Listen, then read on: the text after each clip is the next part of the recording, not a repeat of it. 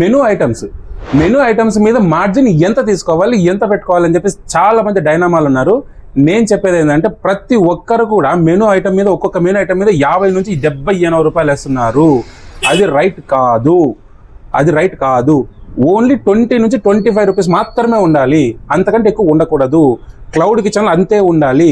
ఎందుకంటే స్టార్టింగ్ స్టేజ్లో మనము అందరికీ ఫుడ్ అమ్మాలి. నువ్వు రేటు పెంచినావంటే ఆటోమేటిక్ అక్కడ ఫుడ్ రేటు పెరిగిపోతుంది. సో తక్కువ రేట్ అమ్మండి, ఆర్డర్ని ఎక్కువ గెయిన్ చేయండి. ఇది క్లౌడ్ కిచెన్ కోసం మాత్రమే చెప్తున్నాను నేను.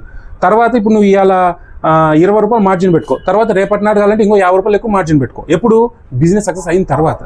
ఈ విధంగా నువ్వు సర్వేలు అవుతూ ఉండాలే కానీ పెట్టడం 50 పెట్టేస్తే పెట్టడం 50 ఎట్లా వస్తాయి ఆర్డర్లు? కొంచెం.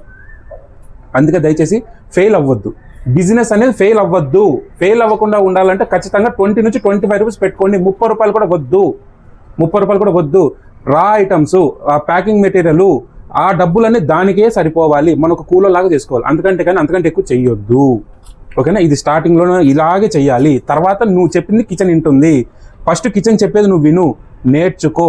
ఈ information only cloud kitchens, restaurants గురించి నేను చెప్పట్లా. ఇంట్లో ఉంటాం కాబట్టి రెంట్ కట్టవలసిన అవసరం లేదు.